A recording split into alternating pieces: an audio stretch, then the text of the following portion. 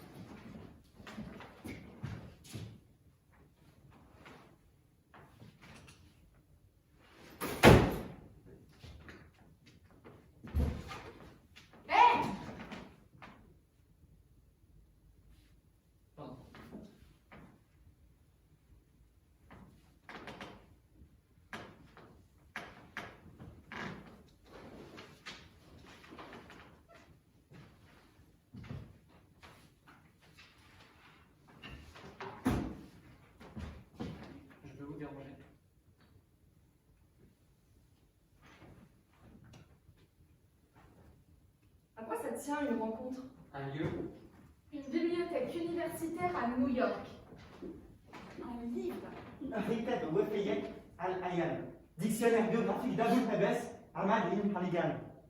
L'exemplaire unique. L'objet livre. À quoi ça tient une rencontre?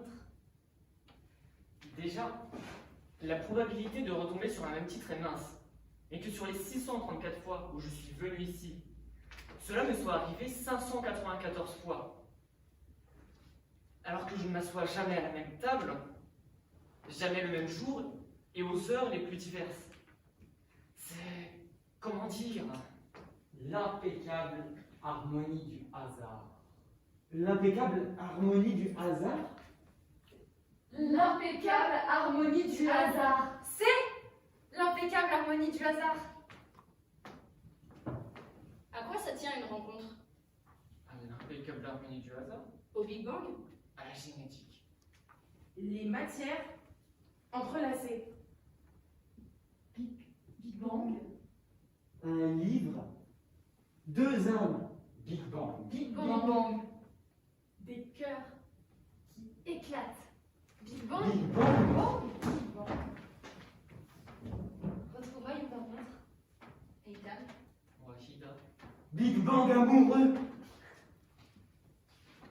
Et ils ont descendu les grandes marches de la bibliothèque.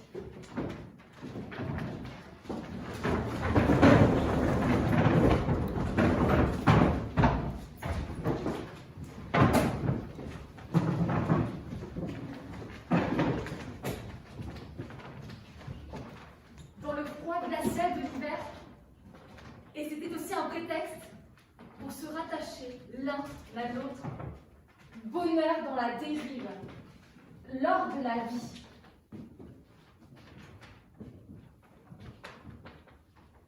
À quoi ça tient une rencontre?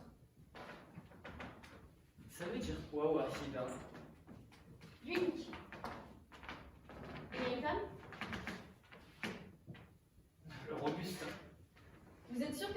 pas plutôt de dragueur? Vous êtes sûr que Wahida ne signifie pas monstruosité génétique? Sympa. Mais c'est vrai. Vous êtes complètement improbable. Comment est-il possible qu'il y ait autant de différences entre les formes du vivant? Pourquoi vous êtes si belle quand je suis si moche? C'est vrai ça. Pourquoi? Pourquoi un embryon se développe pour aboutir à ça ou ça?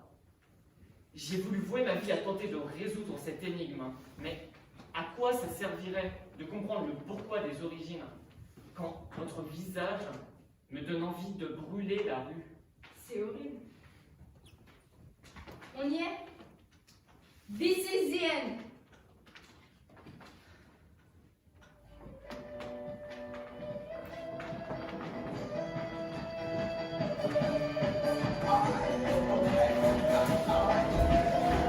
Return to the back. You know what it is, what it is, what it is, what it is. Looking for a better way to get up out of bed instead of getting on the internet and checking the news. Let me get it up. Fresh out, new strap market. A little bit of humble, a little bit of cautious. Some of them like Rocky Cosby's for the game. Y'all can't copy us. Bad, won't walk with it. It's here, it's a party. My posse's been on the wrong way. And we did it always for music. I shed my skin and put my bones into everything that I record to it. And yeah, I'm on that stage light. Going shut I'm down. Got that Bob Barker suit and the click over my style. Money, stay on my craft and stick around for those pounds. But I do that to pass the torch and put all over my town. Trust me, I'm the I-N-D-E-P-E-N-D-E-N-T shit hustler. Chasing dreams since I was 14. Ça veut dire quoi, Wahida? Parce que moi, si je tombe amoureux de vous, comment pourrais-je supporter l'idée de vous perdre? Mais vous n'allez pas tomber amoureux de moi? J'aimerais vous y voir. Vous, c'est facile, avec moi en face de vous. Et moi, avec vous devant moi. Est-ce que j'ai le choix? C'est une déclaration. C'est un constat. Et j'ai beau me dire, comme Abaos, la directrice de recherche sur l'évolution des microsatellites codants chez les primates, que génétiquement, il n'y a que 40% de différence entre vous et la levure qui sert à fabriquer les donuts, je n'arrive pas à décrocher de votre visage. Est-ce que vous venez de me comparer à de la levure? Ah, une grenouille, ça n'aurait pas aucune différence. Avec vous, l'identité est bien simple. Et l'âme? Un génome, pas d'hierarchie dans le monde cellulaire. L'amour? L'amour, le logos, le témoignage, la mémoire, l'amitié, 46 chromosomes. Les promesses, la tendresse, l'humour, 46 chromosomes. la jeunesse, 46 chromosomes.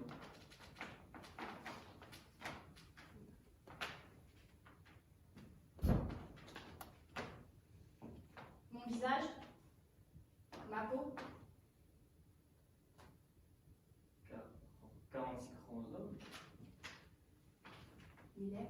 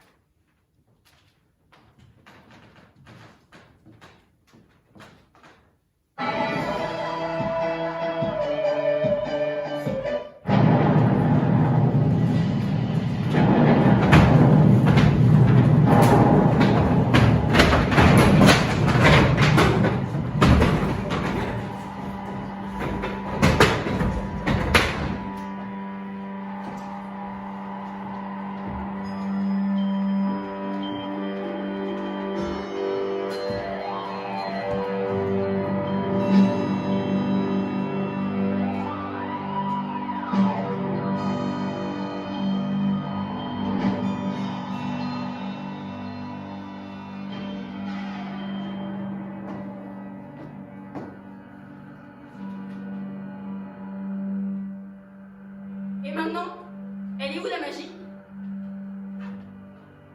Qu'est-ce que vous êtes venu faire en Israël? Mon ami est venu voir sa grand-mère. Son nom, Léa Kimki. L'attentat qui a eu lieu sur le pont Alambi, qui relie Israël à la Jordanie, a fait 78 morts et une centaine de blessés, dont 20 qui reposent encore dans un état grave.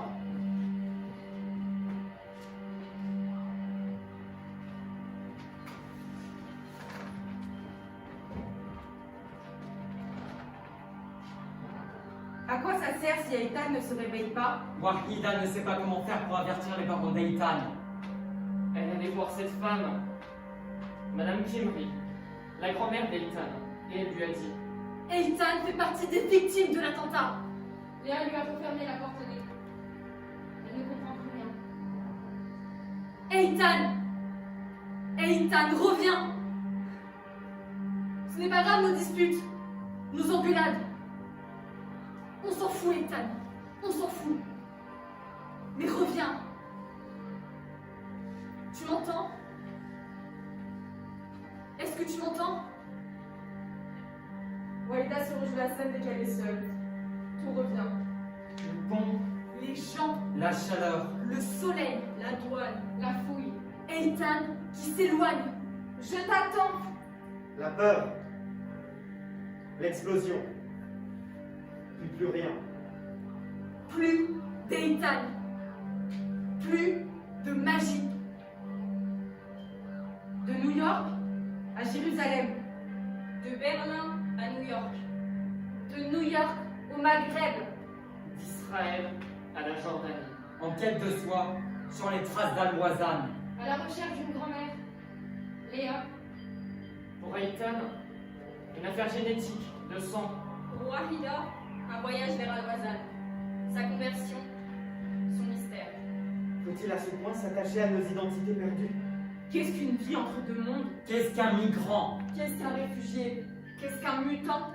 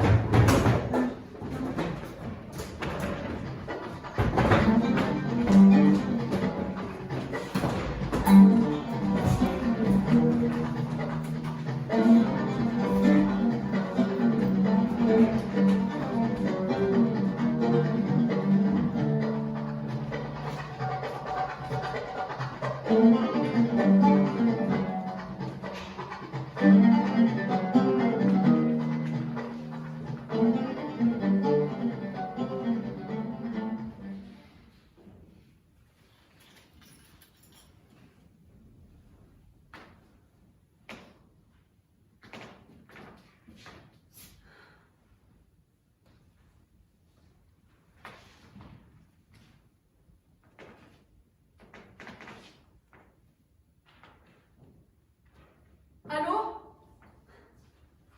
Madame Léa Kimri. Je suis Wahida. L'ami d'Eitan. Votre petit-fils. Mais si, je suis venue chez vous tout à l'heure et vous m'avez fermé la porte au nez. Allô? Putain, mais quel salaud.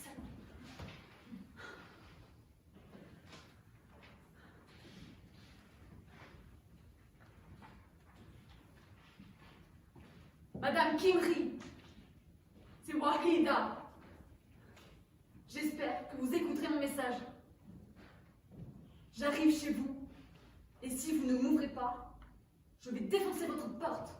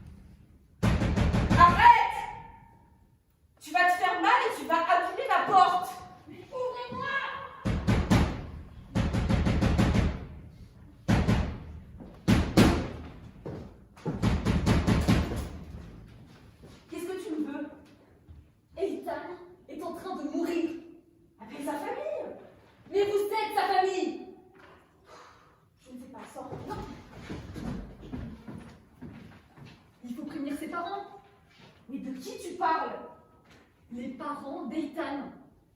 Un garçon est venu. Je ne savais pas qui il était, je ne savais même pas qu'il existait. Maintenant, tu t'en vas. Vous avez discuté ensemble. Vous avez même mangé ensemble. Quand ça? Mais tous les jours. C'est lui qui t'a dit ça? Oui. Eh bien, il t'a menti. Pourquoi il aurait fait ça? Je ne sais pas, mais je ne l'ai plus jamais revu et il a menti. Maintenant, tu t'en vas. m'a menti. Oui, il t'a menti. Je comprends pas. Vous avez même pas discuté? Non, attends, tu t'en vas. Il est venu pour ça. Il pensait que vous pouviez répondre à ces questions. Il s'est trompé. Il vous a demandé de parler de son père. Je ne sais pas.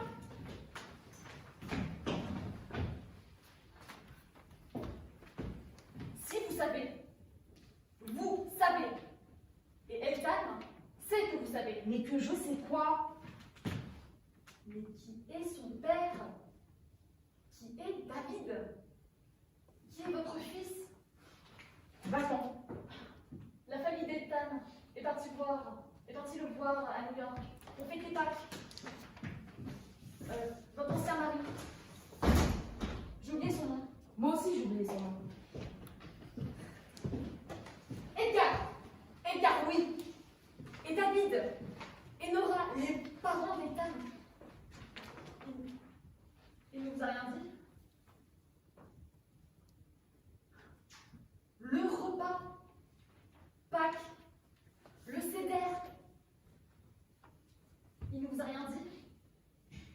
Il ne vous a pas dit ce qui s'est passé? Qu'est-ce qui s'est passé? Ethan avait insisté pour que ce soit eux qui fassent le voyage.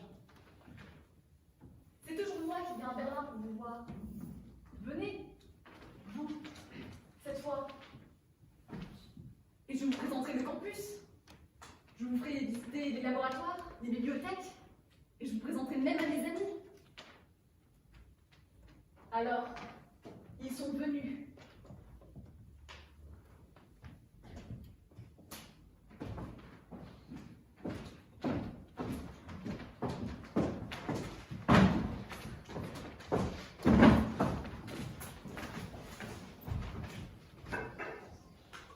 Tout le monde est venu.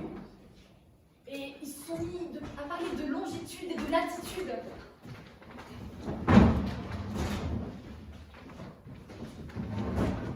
Berlin, qui est un peu plus au nord que New York, et c'est déjà le printemps. Tandis que New York, qui est à la même hauteur que Marseille, et c'est encore sous la neige. Ethan leur a fait visiter parcs, musées, synagogues, et même statues de la liberté. Il a même fait inviter un rabbin pour le repas. Pour respecter la tradition, pour leur faire plaisir. Pourquoi? Mais pour me présenter moi, pour leur dire, j'aime une femme depuis 2 ans, et cette femme s'appelle Wahida. Wahida. Ethan a toujours eu le talent de me surprendre. Ethan, un petit garçon, sois embrassé. Tu es la joie de nos vieux jours, le cadeau de Dieu, mon petit trésor, mon petit amour. Votre fils a pour vous une estime immense. Et vous étiez donc au courant. Ethan est venu me demander conseil. Et c'est vous qui lui avez suggéré de faire ce repas? C'est un beau moment pour annoncer une nouvelle. Quelle nouvelle! Ethan, tu es incroyable. Quelle belle nouvelle! Donc je poursuis. Nous avons été esclaves de Pharaon en Égypte, et le Seigneur notre Dieu nous a fait sortir de là par sa main tendue et son bras puissant. Et si le Saint n'avait pas fait sortir d'Égypte, nos ancêtres, nous serions encore, nos enfants, nos petits-enfants, esclaves. Qui aurait voulu nous faire mal, qui ne s'y serait pas pris autrement. David, ne va pas contre la vie. Et qui va contre la vie? Ton fils est heureux, c'est ce qui compte. Il y a des choses pour lesquelles nous ne sommes pas prêts. Je ne dis pas qu'elles sont mauvaises, je dis juste que nous ne sommes pas prêts. De toutes les façons, je ne vous demande pas votre bénédiction. Mais il ne s'agit pas de ça. Tu es libre. Aucune loi d'aujourd'hui ne t'interdit d'aimer qui tu veux. Mais il y a une autre loi, plus ancienne celle-là, ancestrale, qui prend sa source dans le sang des nôtres et qui nous rend responsables, les uns devant les autres. Je n'ai pas envie de me sentir coupable. C'est pour ça que tu te trompes. Je me trompe. Tu as tort. Tu te trompes. Je te parle d'amour, tu me parles de culpabilité. Ton père parle de culpabilité en tant qu'émotion structurante. qui nous rend plus empathique, plus sensible à la souffrance des autres. Ai-je eu tort de transgresser les règles et que faire pour rattraper mes erreurs? Maman, je suis ton fils, ton Ton patient. père a raison. L'absence de culpabilité est la caractéristique du psychopathe pour qui l'autre n'est qu'un objet. J'en vois défiler tous les jours dans mon cabinet. Je te parle d'une culpabilité qui est un don. Une culpabilité particulière à notre peuple, qu'aucun autre peuple ne peut ressentir. Parce qu'elle est née de ce qu'ont subi nos pères et nos grands-pères. La culpabilité du survivant. Elle guide chacun de nos choix et me libère de tout. Je pense à ceux qui ont souffert pour me dire que moi, je n'ai rien souffert. Ce sont des géants et nous sommes des nains. Et si nous voyons le monde, c'est parce qu'ils nous portent sur leurs épaules. Et si je devais un jour traverser tout ce qu'ils ont traversé, je me dirais que je ne l'ai traversé qu'après eux. Nous en étions justement à la traversée de la mer Rouge, nous pourrions y retourner. C'est une excellente idée. Comment cette femme peut espérer te rendre heureux? Comment tu peux affirmer ça? Elle n'est pas... Quoi? Quoi? C'est évident. Dis-le. Je te pose une question. Réponds-lui. J'ai trop de peine à l'entendre dire ce qu'il me dit. Elle est arabe, c'est ça? Je ne vais pas dire ce que je ne veux pas dire. Je ne l'ai pas insulté. Je ne veux pas l'insulter. C'est sans doute une personne parfaite, sans doute merveilleuse, puisque tu l'aimes. Elle n'est pas juive. Je ne vais pas dire. Ridicule. C'est un cliché, ce n'est pas possible. Non! Elle n'est pas juive! Tu le dis tout de même. Oui! Je le dis! Voilà! Elle n'est pas juive! Arrête de me contredire tout le temps! Elle n'est pas juive! Pas de notre cercle! De notre jardin! Mais tu crois que ça me fait plaisir de dire d'un humain qu'il est ou qu'il n'est pas? Et à mon fils en plus! Nous en étions à la prière. La prière consiste à dire la vérité à son fils. Il n'y a pas qu'une seule vérité, c'est là une vérité. Tu as raison, mais tu ne peux pas imposer ta vérité. Mais je peux lui imposer celle que tu m'as transmise. Ethan! Regarde ses yeux, regarde ses mains. Ça suffit. Cet homme a vu sa mère se faire abattre d'une balle, tirée dans l'indifférence d'une cohue, à la détente d'un train à bestiaux. Et depuis cette détonation, il en incombe à moi, à toi, à tes enfants et aux enfants de tes enfants, une responsabilité de survie, puisque personne ne portera à notre place le goût de la cendre de nos familles disparues. En quoi l'un empêche l'autre? Tu ne peux pas participer à la disparition, En quoi aimer, il participe. la transmission, la chair, le sang. Qu'est-ce que tu connais au sang, à la chair, toi? Par qui tu juif? Réponds! Par qui deviens-tu juif? Par ma mère. Vous nous égarez et vous m'empoisonnez la vie tous les deux. Et les enfants qui naîtront de vous, est-ce qu'ils naîtront juifs? Si leur mère a le nom qu'elle a, Wahida! Je m'en fous que mes enfants ne soient pas juifs. Mais c'est ce que je dis! Mieux, putain, ils seront débarrassés, libérés. C'est ce que je dis. Tu participes à la disparition. Tu participes et tu n'en as pas honte. Et tu nous insultes. Tu insultes la mémoire de ton grand-père. Mais non! Et tu oses me dire ça dans la langue des bourreaux. Ça n'a rien à voir avec la langue des bourreaux. C'est la langue de sa mère. Arrête aussi de le provoquer. Arrêtez. Ça me tue de voir vous entretuer comme ça. Qui dit que ça va durer? Ça ne va pas durer. Ne viens pas nous annoncer qu'elle est enceinte. Elle n'est pas enceinte. Est-ce qu'elle est enceinte? C'est Maman! bon, elle n'est pas enceinte. Très bien. Ça nous fait une expérience sur le culture des autres, c'est très bien. Non, ça ne passera pas. Mais tais-toi. Je vous aurais pas fait venir si c'était juste une expérience. Alors pourquoi tu nous as fait venir? Tu aurais préféré que je vous l'annonce par mail. Mais pourquoi tu fais ça? Pourquoi je fais quoi? Tu nous connais. Tu connais nos vies. Tu nous connais. Réfléchis, mère. Mais à quoi tu veux que je réfléchisse? Je l'aime, c'est simple. Je l'aime, c'est simple. Tu comprends? Ça nous détruit. Ça nous détruit. Ça nous sépare, ça nous oppose et ça me tue. En quoi? Aimer sépare, en quoi te le dire te tue? Ce n'est pas ce que tu dis qui me tue. C'est la manière que tu as de nous forcer à nous entretuer qui me tue. C'est cela qui me tue. Je ne peux pas t'empêcher d'aimer cette femme contre la vie de ton père, puisque j'ai aimé le tien contre la vie du mien. Tu comprends? Tu fais avec ton père ce que j'ai fait avec le mien, et je ne peux pas choisir entre vous deux. Je ne fais pas ça parce que je ne t'aime pas, Ethan. Au contraire, Ethan, putain, on t'aime. Ta vie, je l'ai voulu comme un attentat contre toute l'idéologie de mes parents. Leurs principes, leurs communistes de merde, de cette espèce de merde à l'ombre de ce mur de merde, et leurs dogmes de merde, et leurs discours de merde qui ont éventré ma jeunesse. J'étais digéré, j'étais dévoré, j'étais digéré, j'étais chié dans les chiottes des idéaux de mes parents. Alors quand j'aurais présenté mon père, c'est comme si j'en avais craché à la figure. Et justement, tu comprends le piège dans lequel tu me pousses? Tu craches au visage de ton père et je ne peux pas choisir entre vous deux. Laura, vous ne pouvez pas être tous les deux contre lui. je ne crache pas au visage de mon père. Tu craches, et tu craches doublement. Elle n'est pas juive, elle est arabe. Moi je m'en fous. J'ai rien contre les arabes. Mais tu ne peux pas en vouloir à ton père de penser ça. Comment voudrais-tu qu'un juif le prenne si en 46 son fils vient lui annoncer qu'il va épouser une bonne allemande bien blonde, bien blanche, aux yeux bleus? Sinon, ça aurait dit un tous ici. Personne ne supporte de voir partir son enfant dans la marmite de l'ennemi. Cela est, c'est triste, mais cela est. Et aujourd'hui, les Arabes sont les ennemis de ton père.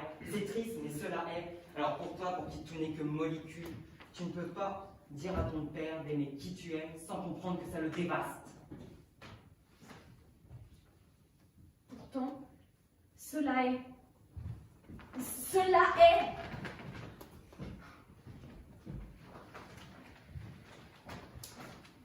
Ethan. Viens. Allez, viens.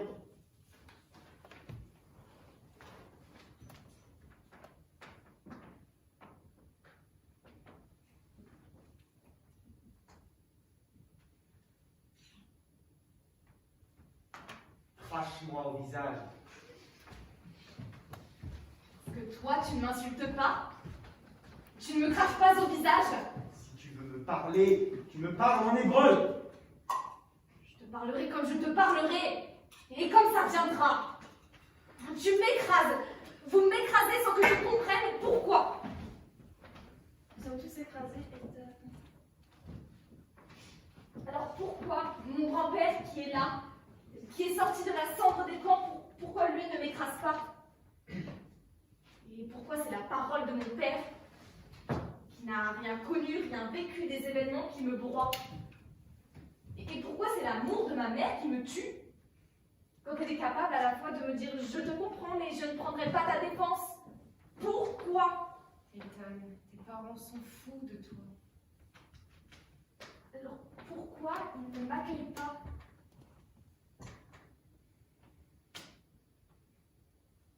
Tu me parles de transmission, alors que c'est la question qui occupe ma vie.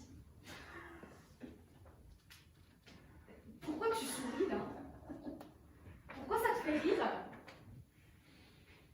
Tu n'as aucune idée devant qui tu dis ce mot.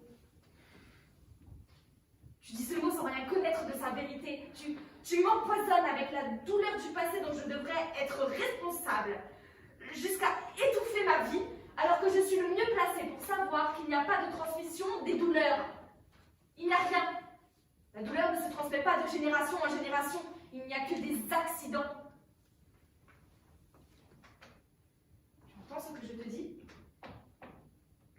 Je te le dis en hébreu. L'expérience d'un humain sa vie durant n'affecte aucun de ses chromosomes, quelle que soit la brutalité de l'expérience. Rien ne s'enregistre, rien ne se transforme. Nos gènes sont indifférents à nos existences, indifférents. Tes chromosomes n'ont pas inscrit les traumatismes de ton père Auschwitz au complet, n'a pas affecté le moindre gène, le plus petit ADN de mon grand-père. Écoute ce que je te dis. En 1966, quand la semence de ton père a fécondé ta mère, il n'y avait pas de camp de concentration dedans. Ne pars pas! Ne pars pas! Assieds-toi, tu vas m'écouter. Il n'y a pas de transmission comme tu te le figures. L'unique transmission qui existe est génétique. Et la génétique qui est sourde, aveugle à tout à fait, toute douleur. Ce n'est pas dans le sang ni dans la chair. C'est dans la tête. C'est juste de la psychologie de merde. Une éducation culpabilisante parce qu'on n'a pas trouvé encore une manière de raconter le passé aux enfants sans les faire chier. Et si on les traumatise, c'est parce qu'on veut qu'ils soient traumatisés. On n'accepterait pas qu'ils s'en sortent. Alors on a inventé ce mot, transmission. On leur dit transmission parce que assassinat, ça ne se dit pas. Hein. On leur dit mémoire, bagage des ancêtres, responsabilité du passé et on les tue parce qu'on a de la peine, un chagrin noir sans fin. Comment expliquer sinon qu'on n'apprend rien? Que de génération en génération, on recommence. Si les traumatismes marquaient quelque chose dans les gènes que nous transmettons à nos enfants, est-ce que tu crois que notre peuple aujourd'hui ferait subir à un autre l'oppression qu'il a subie lui-même?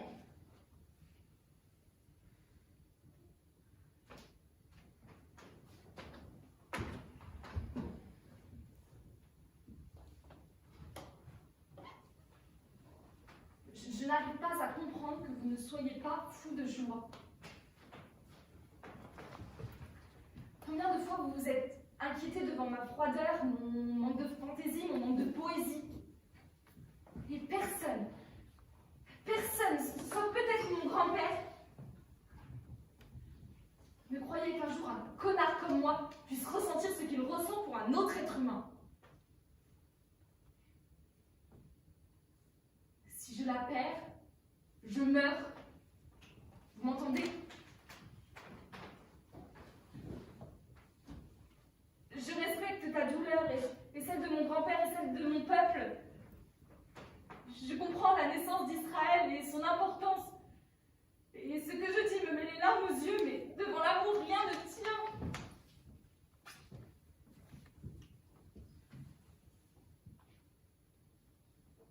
Est-ce que je dis une énormité en disant cela? Mais non, je n'ai rien dit. Oublie. David, ce que j'ai vécu est à moi. Pas qu'à toi. On ne se connaît pas. C'est ce que j'ai voulu dire. Je ne sais pas. C'est Pâques. Seda. La plus belle de nos fêtes. Même si c'est celle qui me rendait le plus malheureux. Enfant, je ne trouvais jamais la cachette où vous dissimuliez la fille quand même. Et aujourd'hui, à essayer d'expliquer l'inexplicable à mon propre fils. C'est comme si j'étais encore un enfant qui ne trouve pas la cachette où est dissimulée la fille comme elle. Je sais seulement une chose. Après tout ce que nous avons traversé, nous ne pouvons pas nous soumettre à la loi du hasard. De quel hasard il parlait? Je ne sais pas. J'étais sur le palier depuis 1 heure, sans oser sonner, sans pouvoir partir, ni vouloir rester. Et je les entendais se disputer dans l'amour et la peine, à ne pas se comprendre et à s'éloigner les uns des autres. J'avais envoyé un texto à Ethan, sur le palier, et j'ai attendu. À ta place, j'aurais sonné, je serais entrée et j'aurais enlevé l'homme que j'aime et je serais partie en courant sans jamais me retourner.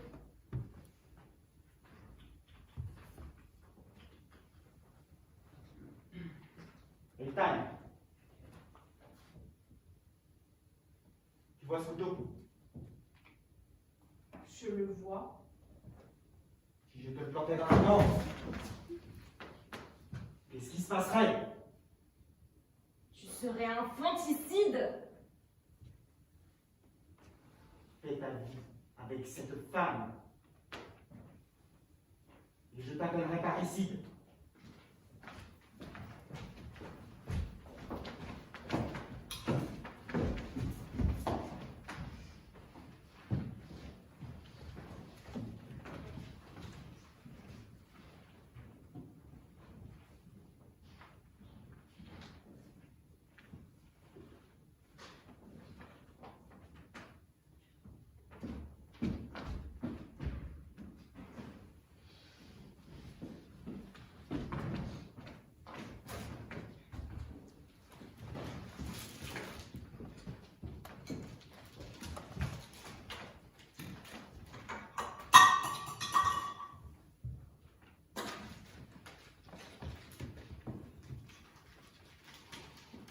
fait?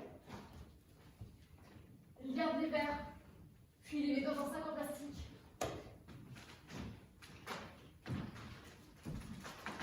Lors d'une fraction de seconde, il a dû savoir, il a dû sentir, comme une sorte de brûlure à la conscience. Je ne sais pas. Il a un esprit trop scientifique pour le déterminer. Je ne comprends pas que je sois le fils de cet homme. Sans doute une façon de se venger, de réduire ses parents à l'état de miasme, juste bon pour une expérience.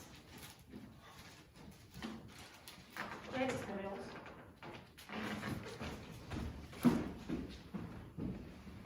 Résumer ses parents sur des languettes, les séquencer, comparer leur ADN. Œil pour œil, dent pour dent. Si l'expérience, à son grand malheur, lui a bien confirmé qu'il était bien né de son père et de sa mère, ce n'était pas le cas de David. David n'est pas né d'Edgar. La famille est retournée à Berlin et Eitan essayait de se rappeler si quelqu'un, à un moment, avait dissimulé un détail, une histoire, mais rien. Cette vérité était-elle connue de tous ou non? David le savait-il ou non? Et Edgar le savait-il ou non? Montrer les résultats sans savoir s'ils étaient au courant était bien trop dangereux. Alors il s'est tourné vers vous. La seule qui sait, c'est celle qui a porté David. C'est pour ça qu'il est venu. Et il est en train de mourir pour ça. Alors vous allez prendre vos responsabilités. Vous allez amener votre fils à Berlin et vous allez lui dire de sauter dans le premier vol avec sa femme. Et s'il vous demande la raison, vous vous débrouillez pour trouver les mots qu'il faut pour lui annoncer que son fils est entre la vie et la mort.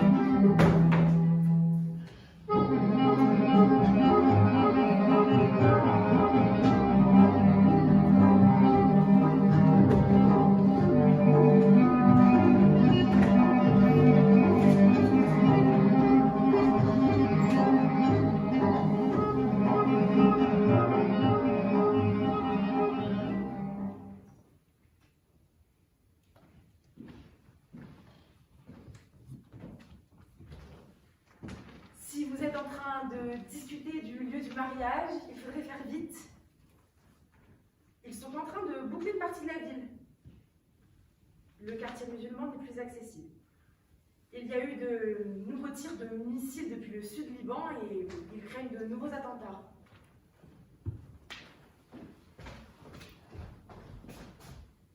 Qu'est-ce qui se passe? On parle du menu du mariage, mais on n'arrive pas à décider. Cachère ou halal? L'aéroport pourrait fermer. Papa devrait être là. Il est venu. C'est moi qui l'ai forcé. Quoi? Mais pourquoi tu as fait ça? David, si on ne part pas d'ici et que l'aéroport ferme, on est coincé. C'était quoi l'idée de venir ici, putain?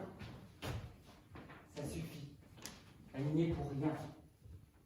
Mais je sais qu'elle n'est pour rien. Si elle n'était pas foutue comme ça, tu crois qu'on serait dans cette merde? Tais-toi, David! Personne ne me dit de me taire. Surtout pas toi. Qu'est-ce que tu crois qu'il s'est passé dans la tête de ton fils quand il a vu ça? Ou vous n'avez aucune conscience de vous-même? Ou vous êtes une vraie pute, ou tout ça à la fois, j'en sais rien. Vous ne voyez pas que vous êtes trop pour lui? Si j'étais juive, est-ce que vous diriez encore que je suis trop belle pour Ethan? Mais vous n'êtes pas juif. Justement, vous n'êtes pas juif. Vous ne voyez pas ce qui se passe dehors. Vos parents, ça ne leur fait rien de savoir que leur fille aime un garçon qui s'appelle Ethan Zimmerman. Mes parents sont morts, monsieur. Désolé, mais là, maintenant, je m'en fous. C'est mon fils qui est allongé à côté, pas vous. Alors excusez-moi, mais je m'en fous. Je n'ai pas besoin que vous vous excusiez, ce qui ne semble pas être votre cas.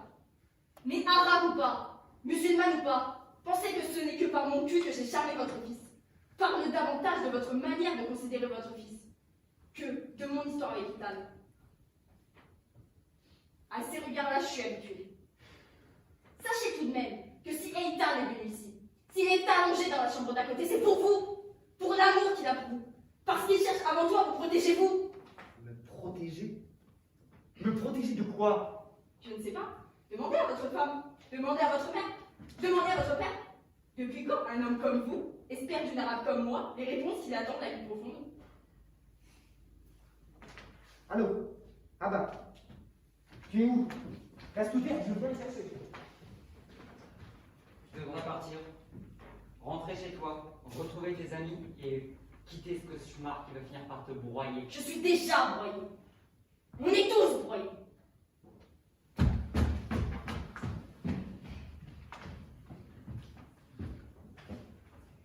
Si l'aéroport ferme, il y a d'autres moyens de sortir?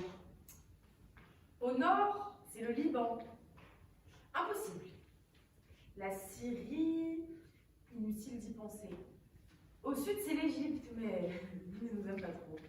La Jordanie, avec l'attentat sur le pont, autant se rabattre sur les trois autres. Sinon, il y a l'enfer. Il faut absolument qu'on parte d'ici. Oui, on voudrait tous fuir. Mais il faudra bien faire face. Non, il ne faut faire face à rien, rien du tout. Cette rencontre est un accident, elle n'aurait même pas dû avoir lieu, c'est une faute. Elle n'aurait pas dû avoir lieu. Alors on se tait, personne ne dit rien, on se tait, on ne fait rien. David ne doit rien savoir, rien du tout. Trop tard. C'est trop tard, je ne peux plus me taire, je n'ai plus la force. Léa, écoutez-moi. La vérité n'est pas un jeu. C'est une babiole effroyable. C'est pire que tout. Il y a un temps juste pour le mensonge et un temps injuste pour la vérité. Trop tard. Ça fait 35 ans que j'attends. Je suis pleine de tendresse, étranglée, d'affection, brûlée. Je ne peux plus colmater et tout se fissure et prend l'eau de partout. C'est étrange un cœur de mère. N'est-ce pas, Laura? À l'instant où je l'ai vu, tout s'est écroulé, s'est effondré, toute la pierre. Et j'ai compris que tout était encore comme il y a longtemps, quand il venait se réfugier dans mes bras en pleurant. Qu'est-ce que tu crois qui s'est passé quand je vous ai vu? Ce cœur que je ne croyais plus avoir m'a sauté à la gorge.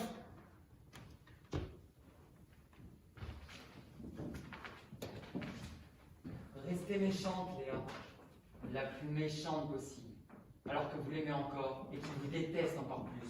Non, je n'ai plus la force, ni pour la méchanceté, ni pour le pardon, ni pour rien. Le couteau planté dans la plaie, il faudra bien le retirer.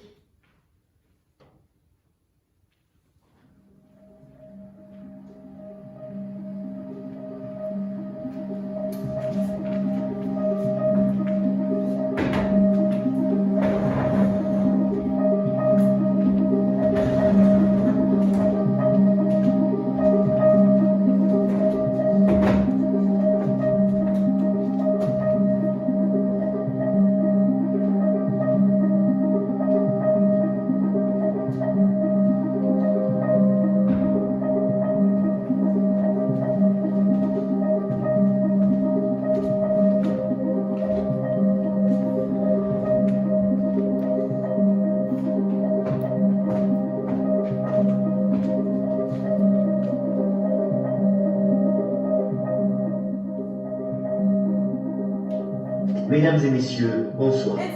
Horreur dans 2 camps palestiniens au Liban. Des images insoutenables qui impliquent notre présence au Liban dans le cadre de l'opération Paix en Galilée nous sont parvenues. Hier, le 18 septembre 1982, à l'ouest de Beyrouth, 4 jours après l'assassinat du président libanais Bachir Gemayel, des milices chrétiennes libanaises sont entrées dans les camps palestiniens de Sabra et Shatila et ont procédé au massacre de milliers de civils palestiniens. Comme ces miliciens dits chrétiens ont-ils pu pénétrer dans le camp sans être autorisés par notre armée qui en avait le contrôle?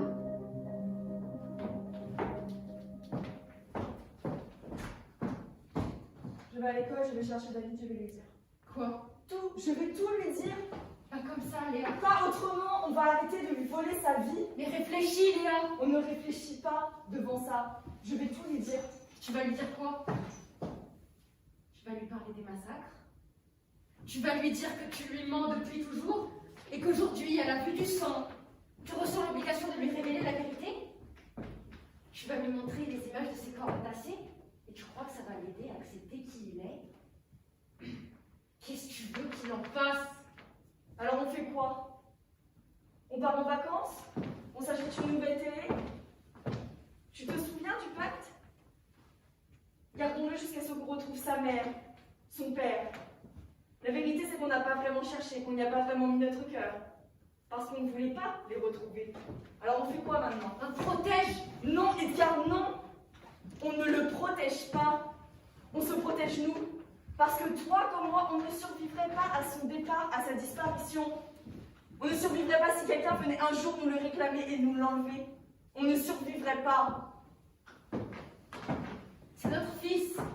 On l'a élevé. On l'a éduqué. Il rentre le soir ici, il est heureux. Il t'aime. Il t'aime bien plus qu'il ne m'aime. Qu'est-ce qui compte le plus? Alors je fais comment, moi? Pour lui ouvrir mon cœur, tomber à genoux et lui demander pardon. Déjà que c'est insoutenable avec ce qui se passe ici, et cette paix que tu m'avais promise et qui n'arrive pas. Mais si ce qu'il s'est passé est vrai, si ces massacres se sont déroulés comme ils disent qu'ils se sont déroulés, si nous, Israéliens, nous y sommes pour quelque chose dans les cris de cette femme, dont on vient de nous montrer le visage et qui peine à transporter le cadavre de son fils, comment je fais pour lui parler encore, pour l'écouter encore, quand je sais ce que je sais et que lui ne sait pas? David a 15 ans. Si tu lui parles de ces massacres aujourd'hui, ça va le détruire. Alors je vais nous détruire. Nous. Tu vas le prendre et tu vas partir. L'emmener loin d'ici, loin de moi, je ne veux pas. Léa!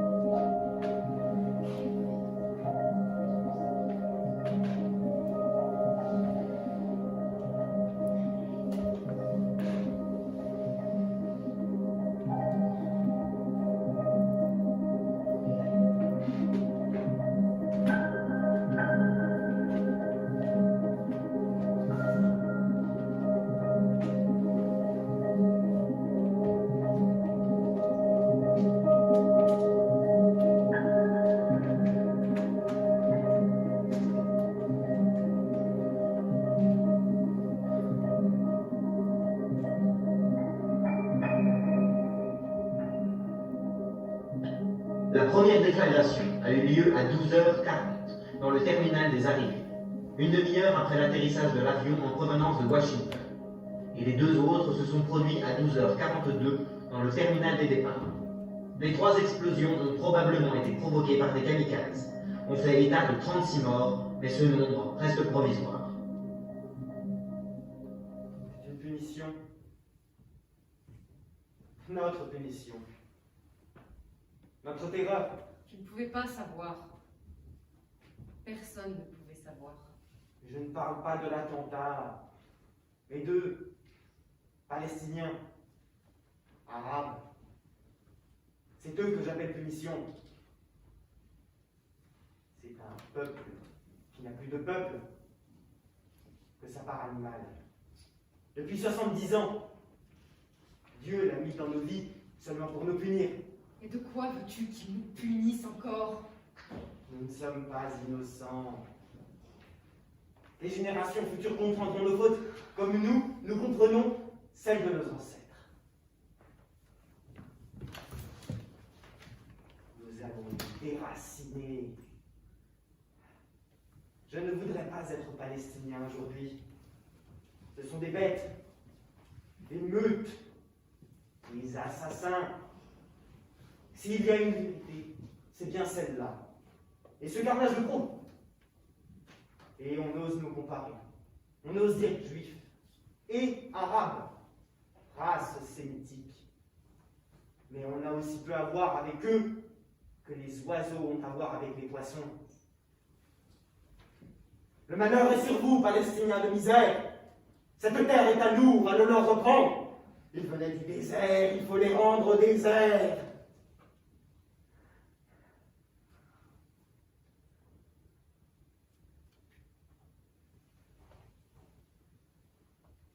En 67, pendant la guerre contre les Arabes, on nous avait envoyé vider un village palestinien. Il faisait beau, comme aujourd'hui. On arrive et on commence, maison après maison. Et au bout de quelques heures, je me retrouve devant une maison avec un immense figuier. J'entre, longe un petit corridor et arrive dans la pièce du fond. Il y avait une armoire. Et j'entends un bruit, comme un souffle, une respiration, c'était à peine perceptible. Alors je m'approche, j'ouvre les battants de l'armoire et tombe sur un tas de boîtes à chaussures vides. Et sur la première étagère, la plus basse, il y avait une boîte qu'on utilise pour les bottes. Elle n'avait pas de couvercle. Je la tire vers moi et je regarde dedans. Un bébé. Tu m'écoutes? Un bébé enveloppé dans un kéfier. Tu te souviens du kéfier que tu avais un jour trouvé dans mes affaires? Et tu m'avais demandé, choquée, qu'est-ce que je faisais avec ça? Eh bien ça, c'était le kéfier qui enveloppait ce petit bébé. Un petit félin palestinien. J'ai pris la boîte et je suis ressortie. En chemin, on s'est regardé. Il n'a pas eu peur. Il n'a pas pleuré. Il me fixait et je le fixais. On va retrouver ta mère, je lui ai dit en allemand. Et j'ai pleuré. Qu'est-ce que je pleurais? Je ne pourrais pas te le dire. Et je sais qu'il aura fallu de ce petit trajet que ma vie soit transformée. À l'hôpital, c'était une cohue horrible, impossible. La femme au comptoir est épuisée, vidée. Et elle me voit, et elle voit le bébé, et elle me demande si je suis venue là pour m'inscrire. Si je suis venue pour une reconnaissance parentale. J'ai dit oui. Quel nom vous voulez lui donner? David, j'ai dit. Tu as donné le nom de David à un enfant palestinien? Je lui ai donné le nom d'un roi. Mais qu'est-ce que vous en avez fait? Vous avez trouvé sa famille?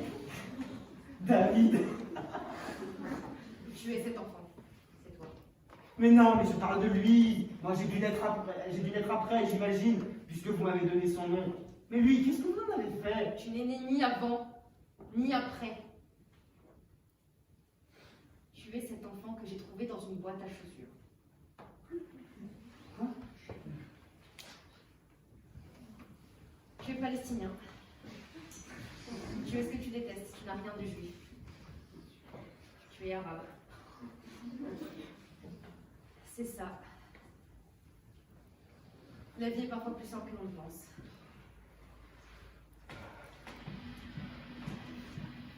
David? David?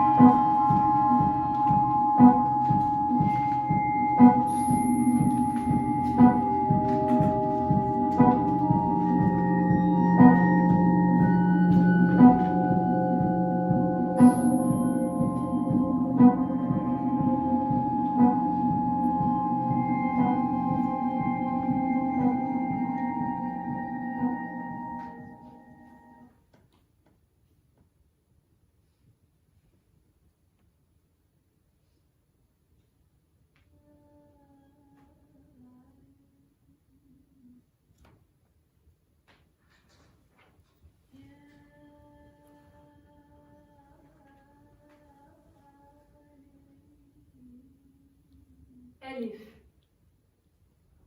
Ba, Ta, Pa, Jim, Ha, Kha, Del, Zel, Ra, Zaï, Sin, Shin, Sod, Dod, Ba, Za, Ain, Khain, Fa, Kaf, Kef, Lam, Mim, Noun, Ha, Wa, Ya. Alphabet qui nous a vu naître, toi et moi. Alphabet de nos ancêtres dont nous sommes les extrémités. David, écoute ma voix. Je suis Wahida, fille de Nawal, petite fille de Nazira, arrière-petite-fille de Souloum, vendeuse de brindilles dans les montagnes du Haut Atlas. Tout comme toi, je n'ai pas connu le ciel qui m'a vu naître. Qu'est-ce qui m'appartient? Je suis juif. Et faux. Je suis arabe. Et faux. Je ne suis pas juif. Et faux. Je ne suis pas arabe. Et faux. Comment partir en paix quand on se découvre être son propre ennemi? Me voici, suffirait.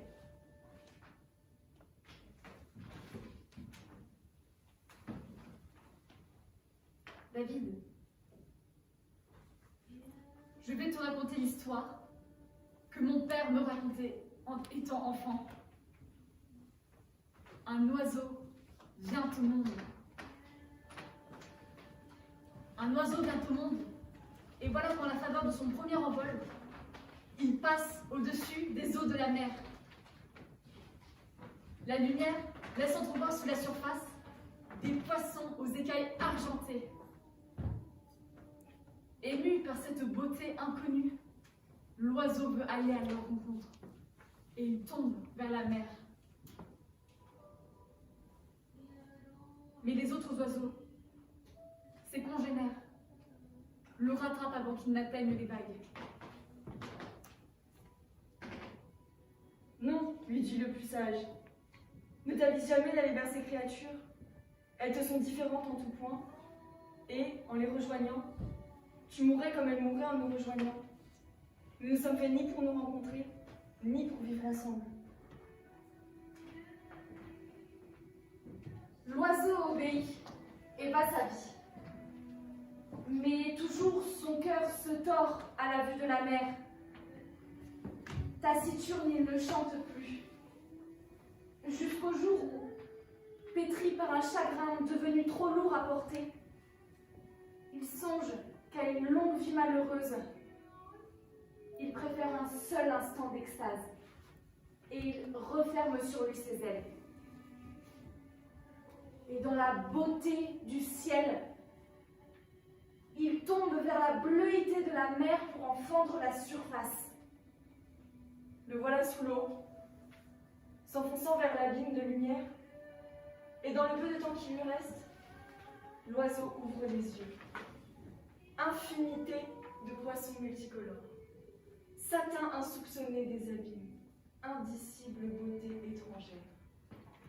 Son cœur s'enflamme. Sa dernière heure approche, mais il ne s'en soucie plus. Tout à son désir de l'autre, de ce qui est différent. Et ce désir est si absolu, si immense, si spirituel, qu'à l'instant même où la mort veut les saisir, des ouïes le poussent au cou. Et il respire, l'oiseau respire. Et respirant, volant, nageant, il s'avance parmi les poissons aux écailles d'or, de rose et de jade, aussi subjugués par lui que lui par eux. Et les saluant, l'oiseau prononce la parole magique. Me voici. Ah, Anna, c'est moi, l'oiseau amphibie, arrivant au milieu de vous. Je suis l'un des vôtres. Je suis l'un des vôtres. Pour celui qui meurt, rien n'est réparé. Je ne savais pas combien étaient puissants les regrets de ce qui n'a pas été réconcilié. Il me semble qu'à présent, je sais ce qu'il aurait fallu dire et faire. Et peut-être que toute ma vie est fondée sur une erreur. Même si je ne pars pas en paix, qu'au moins ces derniers pas soient à moi.